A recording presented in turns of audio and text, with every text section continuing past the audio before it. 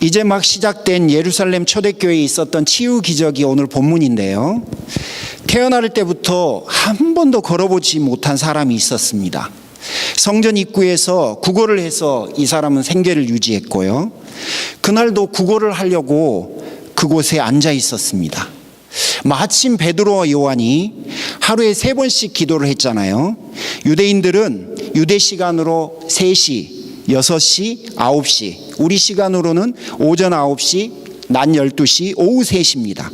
근데 이렇게 3번씩 기도를 했는데요. 마지막 3번째 기도 시간이니까 우리 시간으로 오후 3시 기도를 하러 성전을 가는데 이 사람이 또 한 푼을 요구하는 거예요. 베드로가 가던 길을 멈추고 그를 향해서 입을 뗍니다. 은과 금은 내게 없지만 나에게 있는 예수 그리스도의 이름으로 명하노니 뭐라고요? 일어나 걸으라. 이 말이 떨어지기가 무섭게 어떻게 됐어요? 벌떡 일어나더니 걷고 뜁니다. 그는 태어나서 단 한 번도 걸어본 적이 없는 사람이었습니다. 오늘 본문 이해를 위해서는 사실 여러분 제가 조금 배경 이야기를 좀 덧붙여야 합니다. 예수님이 누군가를 치유하실 때 그 안에 담아두었던 그 숨겨진 의미가 있는데 그 의미를 먼저 우리가 좀 이해를 해야 될 것 같습니다. 마태복음 4장 23절에 따르면 예수님의 공생의 사역을 딱 3단어로 요약을 했어요. 첫 번째는 회당에서 가르쳤다. 자, 회당에서 하나님 나라를 가르쳤겠죠. 두 번째는 복음을 전파했다. 전도를 했다는 이야기예요. 그리고 마지막 3번째는 병자를 치유했다. 여러분, 첫 번째 거와 두 번째 거는 유사성이 있어요. 그래서 받아들이고 이해하기가 참 쉽습니다. 그런데 환자를 치료하는 일에 예수님이 아주 중요하게 여겼다는 거예요. 그래서 복음서를 다 뒤져보니까 예수님의 이적과 치유 기사가 35번 정도 기록되어 있습니다. 복음서에. 그 중에 26개가 병을 고치는 이야기예요. 이 굉장히 많은 분량이잖아요. 38년 동안 아팠던 사람 이야기, 태어날 때부터 앞을 못 봤던 사람 이야기, 나사로여 나오너라, 유명한 이야기잖아요. 죽은 지 3일 된 나사로가 무덤에서 걸어 나오는 이야기 등등 대표적인 치유 기사들이 이렇게 많아요.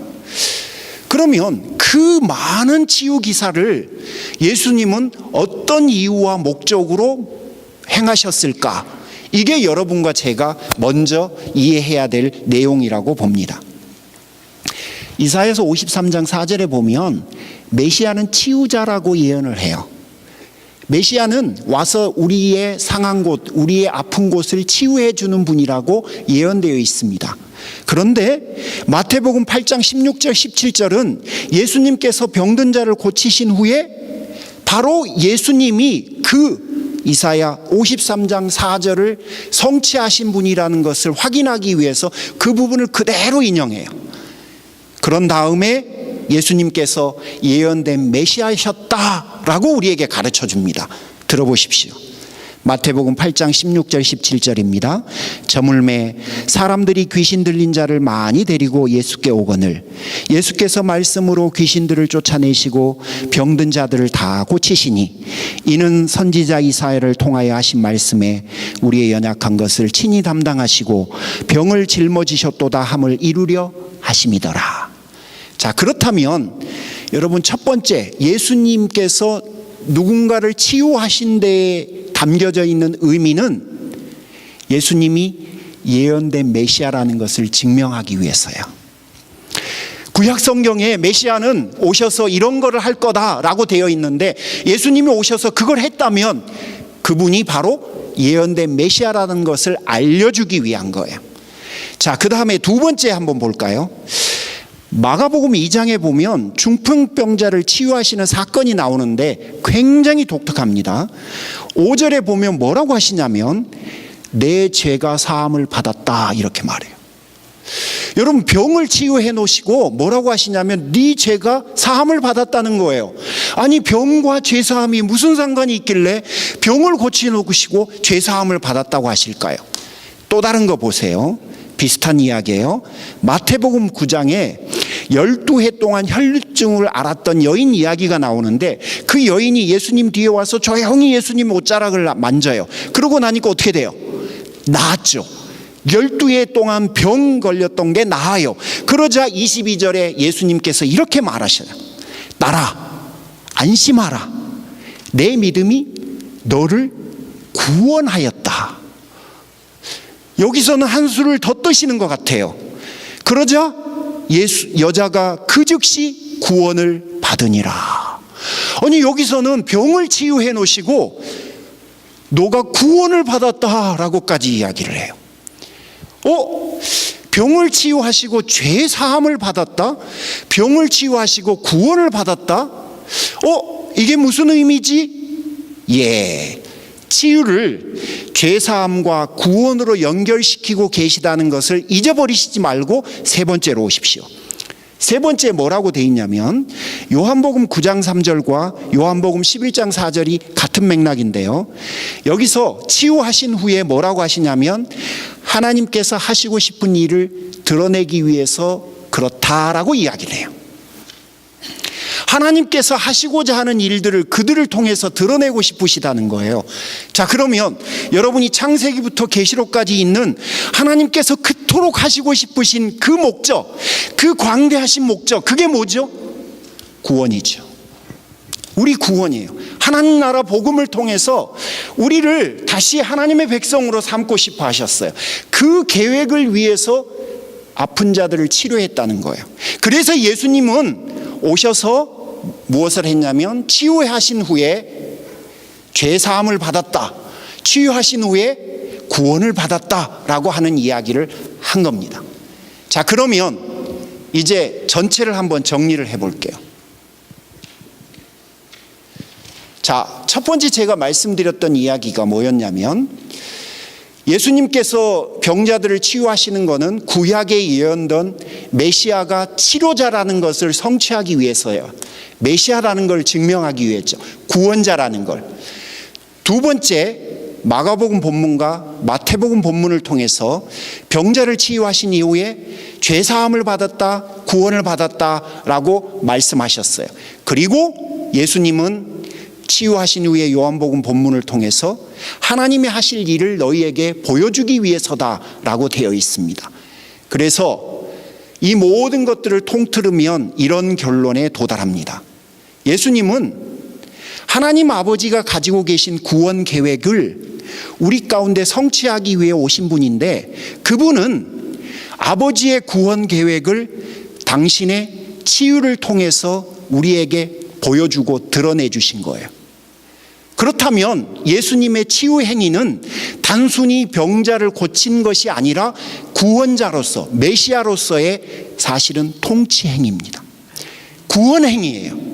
그러므로 오늘 본문을 포함해서 예수님의 치유 행위에는 항상 의사로서의 어떤 사람을 고치는 사역을 뛰어넘어 우리를 다시 하나님의 자녀로 삼는 전인적인 구원 사역이라는 사실을 여러분이 꼭 기억해야 합니다. 따라서 예수님은 단순한 의사라고 할 수는 없어요. 그분의 치유에는 단순하게 병을 고친다라고 하는 의미만 담고 있는 것이 아니라 우리 영혼과 우리 삶을 전체적으로 회복시키시고, 그래서 결국은 다시금 우리를 하나님 자녀로 삼으시는 그분의 역사를 담고 있다고 이해하셔야 합니다. 자, 이게 오늘 본문의 예수님의 치유가 가지고 있는 의미입니다. 두 번째, 여러분에게 드리고 싶은 말씀입니다. 우리는 일부지만 예수 그리스도의 이름이라는 권능을 예수님으로부터 받았습니다. 예수님과 똑같이 구원자로서 모든 것들을 다 받은 건 아니지만 그분이 우리에게 일부의 권능을 위임하셨어요. 보시겠습니까? 일단 제자들, 마태복음 10장 1절에 보면 예수님께서 그의 12제자를 부르사 더러운 귀신을 쫓아내며 모든 병과 모든 약한 것을 고치는 권능을 주시니라 라고 되어 있습니다.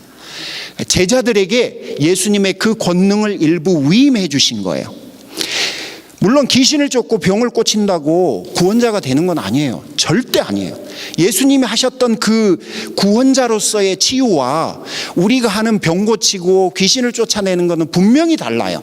그럼에도 불구하고 예수님의 그 능력이 우리에게 있다는 겁니다. 그분이 우리에게 그 능력을 주셨다는 거예요. 그 이야기를 여러분에게 지금 말씀드리고 싶은 거예요.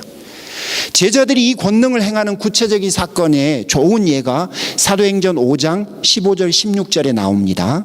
읽어드릴게요.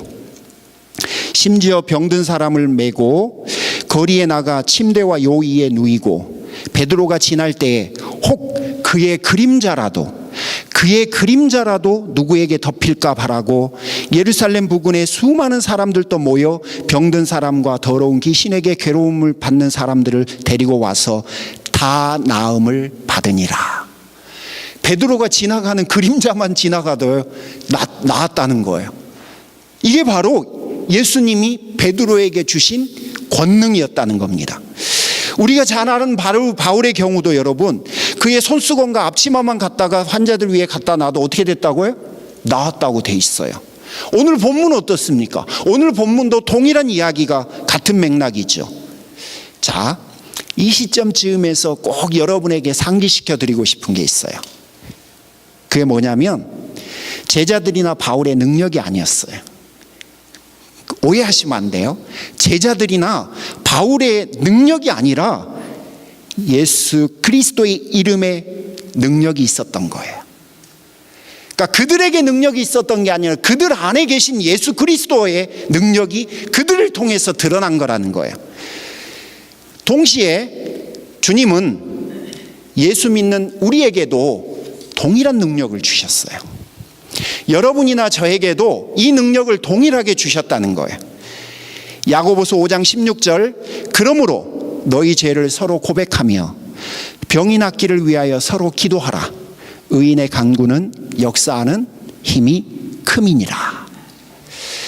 우리 안에 있는 예수 그리스도의 권능, 이게 여러분 우리에게도 있다는 사실을 여러분이 기억하면 좋겠고요. 그럼 목사님, 그 권능이 언제 드러납니까? 예수 그리스도를 믿는 믿음으로 드러납니다. 처음에 제가 말씀드렸어요. 치유 기적은 구원 역사라고 여러분에게 강조했어요. 마태복음 9장에 12의 혈루증 여인에게 내 믿음이 너를 구원했다라고 기록되어 있다는 걸 여러분에게 말씀드렸습니다. 너의 믿음이 너를 구원했다고 되어 있어요. 그러면 그 예수 그리스도의 치유의 역사가 누구에게 언제 나타나냐면 믿는 사람에게 믿을 때 나타난다는 거예요. 그 권능이. 믿는 자에게 임재해 있는 예수 그리스도의 권능이 믿음을 통해서 역사로 드러나는 겁니다. 여러분, 여러분 대부분은 미국행 비행기에 몸을 실을 때만 해도 좀 막막하지 않으셨을까 싶어요. 그런데 우리는 지난 세월을 예수님을 의지하면서 살았습니다. 그 결과 말도 안 되는 영어를 가지고도 지금까지 살아가고 있고 또 얘들도 잘 키웠습니다. 우리들이 살아온 지난 세월들은 이렇게 논리로만은 설명하기 좀 어려운 일들 아닙니까? 예수 그리스도의 권능이, 그 믿음이 여러분의 삶 속에서 이런 일들을 이룬 거예요. 여러분 가운데는 과거에는 예수님을 믿지 않았던 분들이 계실 것 같아요.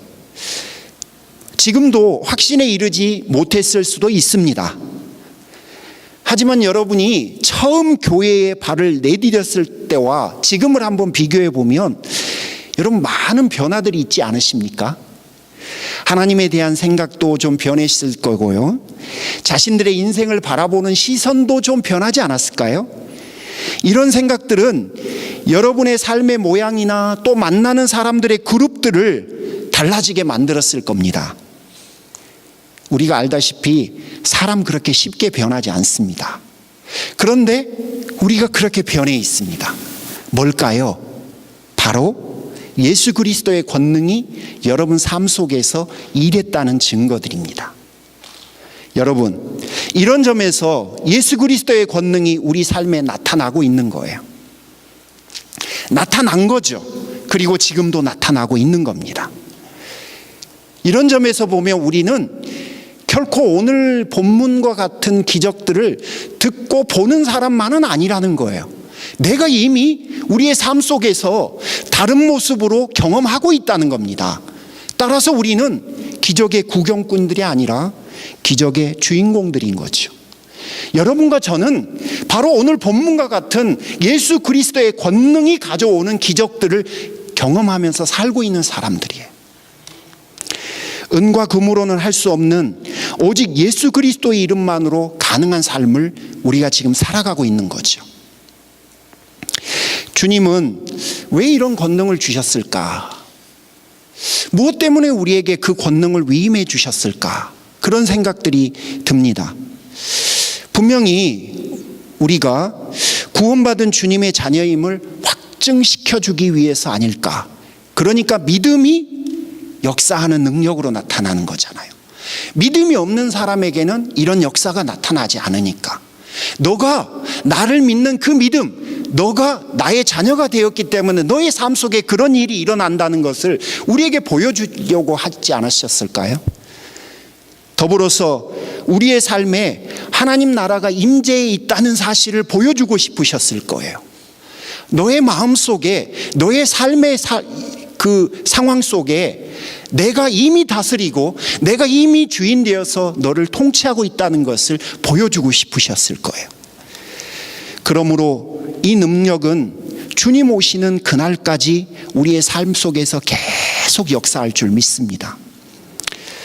마지막으로 여러분과 나누고 싶은 이야기는요, 여러분 마음속에 이런 생각이 좀 드실 것 같아요. 목사님, 요즘은 제가 예전 같지가 않습니다. 제 삶에 기적들이 확연하게 줄어들었습니다. 저의 영성에 혹시 문제가 생긴 건 아닐까요? 이런 생각이 좀 드실 수 있을 것 같아요. 분명하게 말씀드려요. 현재도 물리적 기적은 여전히 지속되고 있습니다. 하지만 성경을 좀 참고해 보면요, 여러분 그 주님께서 기적을 사용하시고 기적을 베푸시는 그 패턴이 좀 있는 것 같아요. 무슨 이야기냐면요, 사도행전 초창기의 일들과 그리고 그 나중에 교회가 든든히 서고 난 다음에 그분이 기적을 베푸시고 기적을 이루시는 모습들을 보면 확연히 차이가 납니다. 물리적 기적이 현저하게 줄어든다는 것을 여러분이 보실 수 있을 거예요. 대표적인 예가 오순절 성령 강림인데요. 여러분, 오순절 성령 강림은 교회가 세워지기 전에, 교회가 막 태동되려고 할 때 있었던 정말 놀라운 기적이었습니다. 하지만 이 오순절 성령 강림에 관한 이야기는 그 이후로는 어떤 언급도 나타나지 않아요. 사라진다는 거죠. 그래서 신학에서는요, 오순절 성령 강림의 역사를 뭐라고 하냐면요, 교회와 성도들을 세우기 위한 성령의 일회적인 초자연적 역사라 이렇게 표현을 해요. 그러니까 교회를 세우고 교회를 든든히 세우고 성도들의 믿음을 견고하게 하기 위해서 한 번 하나님께서, 성령님께서 행하신 초자연적인 역사라는 거예요. 그러면 교회가 세워지고 나면 이와 같은 역사가 필요할까요? 필요치 않을까요? 당연히 필요하지 않죠. 그래서 성경을 보면요, 오순절 성령 강림의 역사가 그 이후로는 단 한 번도 기록되지 않습니다. 물론 지금도 선교지에서는 오순절 성령 강림과 같은 역사가 임한다라고 하는 보고들이 있습니다. 그 지역에, 그 동네에 복음이 처음 들어가고 교회가 세워질 때 아마 같은 목적으로 성령님께서 그런 일들을 행하시는 것 같아요. 자, 지금 무슨 이야기를 하고 있냐면요, 복음이 견고하게 세워지기 전, 교회가 견고하게 세워지기 전에는 하나님의 초자연적인 역사가 많았다는 거예요. 하지만 그런 일들이, 그런 뜻이 성취되고 나면은 점점 줄어든다는 이야기입니다. 저도 개인적으로 제 자신을 한번 이렇게 되돌아보면요, 처음에는 정말로 그 초자연적인 역사가 제 삶에 되게 많았습니다. 그러다가 시간이 지나면서 그런 일들이 점점 줄어듭니다. 여러분은 어떠십니까? 여러분도 그 신앙의 초기와 또 지금 현재의 모습들을 한번 비교해 보면 여러분도 대부분 그러지 않으십니까?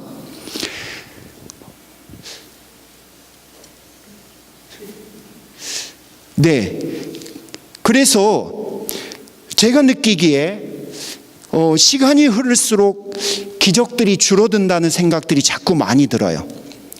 그러면 기적이 줄어든다고 우리의 믿음이 줄어들었거나 영성이 떨어졌다고 말할 수 있을까요? 거기까지 연결시키기에는 무리가 있어 보여요. 제가 강조하고 싶은 거는 이거예요. 여러분, 성도에게 오늘 본문과 같은 물리적 기적도 매우 중요해요. 정말 중요한데요. 여러분, 이미 예수님을 믿고 또 수많은 체험들과 경험들을 한 사람에게는 여러분, 그런 체험을 통해서 뭔가를 아는 것보다는 이미 알고 있고 경험되고 있는 대로 살아내는 것이 사실은 더 중요합니다. 그래서 물리적 기적보다는 실은 영적 기적들이 우리에게 훨씬 더 중요하다는 거예요. 이미 예수님을 믿고 그 복음을 받아들인 사람인 우리에게는 그렇다는 거죠. 자, 한번 봐보실래요? 우리는 믿음으로 인내해요. 믿음으로 어떻든 인내하려고 애를 씁니다. 그리고 우리는 어떤 상황에 처하든 믿음으로 살려고 노력을 합니다. 주일은 가급적 최선을 다해서 섬기려고 애를 쓰죠. 보이지 않아도 들리지 않아도 우리는 이런 노력들을 합니다. 여러분, 이건 기적 아닐까요? 저는 이것도 기적이라고 생각합니다. 여러분, 바로 물리적 기적을 뛰어넘는 영적 기적들이 이미 예수를 믿고 복음을 받아들인 우리에게 있는 기적이라는 거예요. 그게 우리의 삶을, 이제 우리의 신앙생활을 물리적 기적보다 더 많이 지배하게 되었다는 겁니다. 따라서 예수를 믿게 된 지 오래된 여러분에게는 물리적 기적보다는 영적 기적들이 더 많이 요구되고 나타나게 될 거라고 제가 여러분들에게 말씀드리고 싶은 겁니다. 진짜 중요해요. 봐보세요. 다니엘은 환상을 본 후에 사자굴을 들어간 게 아니잖아요. 그는 물리적 기적을 보고 사자굴에 들어간 게 아니에요. 그저 하나님을 신뢰하는 믿음, 제가 표현하고 있는 그 영적 기적을 가지고 있었기 때문에 사자굴에 들어갔고, 거기서 하나님은 그 영적 기적을 가지고 물리적 기적을 만드신 거예요. 에스더도 한번 봐보십시오. 기적을 보고서 죽으면 죽으리라고 고백한 게 아니에요. 그녀는 그녀 안에서 일어난 하나님을 향한 절대적인 신뢰, 그 영적 기적이 그저 고백되어졌는데 하나님께서 그 영적 기적을 그녀를 통해서 물리적 기적으로 바꾸신 거죠. 우리에게는 물리적 기적보다는 영적 기적이 훨씬 더 중요하고 더 많이 요구되는 겁니다. 사랑하는 성도 여러분, 그들의 인생에 물리적 기적도 있었던 게 사실이에요. 여호와 하나님을 믿는 믿음, 그 믿음, 나에게 있는 예수 그리스도의 이름, 그것을 믿는 영적 기적, 그것이 없이는 물리적 기적도 없었을 겁니다. 그러므로 물리적 기적과 동시에 영적 기적을 여러분이 좀 보셨으면 좋겠어요. 그걸 여러분들이 좀 보셨으면 좋겠습니다. 아까 말씀드린 대로 신앙의 초창기에야 물리적 기적이 많이 필요하죠. 예수님을 믿어야 되고 알아야 되니까. 하지만 그거를 믿고 알고 경험해서 이미 체득한 사람들에게는 그 말씀 그대로 살아내는 것이 더 중요한 거예요. 그래서 우리는 물리적 기적보다는 살아내는 씨름, 내가 진짜 그 기적들의 도구가 되어서 내 삶 속에서 내가 그 기적들이 이루어지게 만드는 것, 우리가 만들 수는 없지만 그 만드는 데 참여하는 것, 그게 여러분과 저에게 지금으로서는 훨씬 중요한 가치가 되었다는 겁니다. 사랑하는 성도 여러분, 여러분이 아시는 대로 영의 세계에서 은과 금은 아무 능력이 없어요. 그걸로는 아무것도 할 수가 없습니다. 더군다나 우리에게 없는 은과 금 어디 가서 찾을 거예요? 여러분, 우리에게 있는 것으로 살아야죠. 나에게 있는 예수 그리스도의 이름으로 사는 것이 당당하지 않겠습니까? 그때 오늘 본문의 태어나면서부터 한 번도 걷지 못했던 사람이 예수 그리스도의 이름으로 걷고 뛰는 것처럼 여러분이 현재 묶여있던 수많은 일들로부터 일어나 걷고 뛰게 되지 않겠습니까? 태어나면서부터 걸어본 적이 없는 사람이 걷고 뛰어요. 여러분, 이거는 우리의 이성으로 불가능한 일 아닙니까? 어떻게 이런 일이 있을 수 있습니까? 저는요, 그런 일이 가능하다고 감히 말을 못하겠어요. 믿음이 있기 전에는요. 그런데 그 감히 불가능해 보이는 그 일이 이루어진 거예요.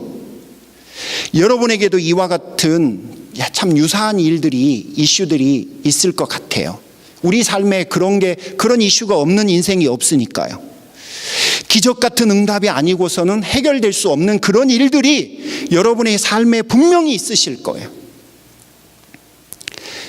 무게감은 다르지만 저의 경우는요, 제가 그 초등학교 저학년이었을 때 읍내 가는 버스가 오르지 못할 나무였어요. 읍내 가는 버스를 내가 한번 타보는 게 내가 저거를 탈 수 있을까?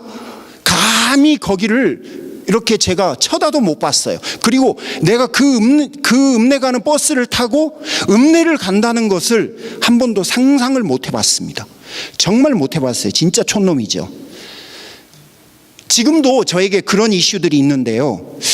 그 중에 하나가 우리 교회를 교회다운 교회, 그리고 하나님을 경험하는 기쁨을 누리는 성도들이 되시는데 제가 디딤돌이 될 수 있을까? 이게 어쩌면 저에게 태어나면서부터 한 번도 걸어보지 못한 사람과 같은 그런 무게감이에요. 모든 교회가 그런 교회가 되고 싶을 텐데 진짜로 그런 교회가 몇이나 될까? 우리는 잘 알아요. 모든 목회자들이 그런 목회자가 되고 싶을 텐데, 모두들 그렇게 성도들을 섬기고 싶을 텐데, 그런 거 다 보고 싶은 텐데, 그거 안 보고 싶은 목회자들 없거든요. 그런데 그거를 실제로 경험하고 맛보는 목회자가 몇 분이나 되세요. 그래서 저에게 있는 이 이슈가 사실은 나면서부터 한 번도 걸어보지 못한 그 분이 걷고 뛰게 되는 것과 같은 무게감으로 저에게 있습니다. 여러분에게도, 여러분 인생에도 그런 것들이 있으시겠지요. 분명히 있으실 거예요. 우리의 발목을 붙잡고 우리를 주저앉혀버리는 그런 이슈들, 그 이슈들을 우리 어떻게 해야 돼요? 오늘 본문밖에 없어요. 오늘 본문밖에 우리에게 해답을 못 쳐요. 오늘 본문의 주인공 베드로처럼 없는 거는 놔두고 여러분과 저에게 있는 것, 우리에게 있는 것으로 부딪혀야 되지 않을까요? 나에게 있는 것, 예수 그리스도의 이름이 가지고 온 권능, 그걸로 살아야, 그걸로 씨름을 해야, 그걸로 싸워야 여러분 이길 수 있는 거예요. 은과 금을 아무리 들이대도 여러분 거기에는 능력이 없다니까요. 영적 세계에는 더더군다나 은과 금이 할 수 있는 일이 아무것도 없어요. 따라서 여러분, 저도 방법이 없어요. 저도 그런 좋은 교회의 목사 돼보고 싶고요, 그런 훌륭한 목사가 한번 돼보고 싶은 게 제 꿈인데, 그걸 이루려면 제가 얼마나 많은 어려움들과 또 제 자신에게 있는 한계들과 또 우리 모두가 하모니를 이루어야 되고, 여러분에게 있는 그 능력들과 주님께서 주신 탤런트들을 잘 발휘할 수 있도록 좋은 관계와 커뮤니케이션들을 만들어내고 시너지 효과의 성령의 기름 부으심이 거기에 있어야 되는데, 여러분 이게 얼마나 큰 일입니까? 제가 그런 걸 또 잘 못해요. 그러니 여러분 더더군다나 얼마나 무게감이 더 가중됩니까? 그거 한번 이루어보고 싶고 그거 한번 해보고 싶은데, 그러려면 여러분 은과 금으로는 안 되는 거예요. 우리에게 주신 예수 그리스도의 이름이 가지고 있는 그 권능, 그 부분을 우리가 의지해야 합니다. 사랑하는 성도 여러분, 여러분의 인생에 그런 거 있잖아요. 그러면 없는 것 갖고 씨름하지 마십시오. 여러분에게 주신 예수 그리스도의 이름의 권능은 굉장해요. 한 번도 걸어보지 못한 사람을 이렇게 세우는 거니까. 단순한 치유만이 아니에요, 여러분. 우리의 삶을 그분의 그 하나 아름다운 그 나라의 백성으로서 변화시켜버리는 전인적인 거거든. 그러므로 단순한 치유만을 내포하고 있지는 않습니다. 그거 한번 이뤄보시면 어떠시겠습니까? 주님이 나에게 주신 그 이름으로 여러분 한번 멋진 성도의 삶을 살아보시는 게 어떠시겠습니까?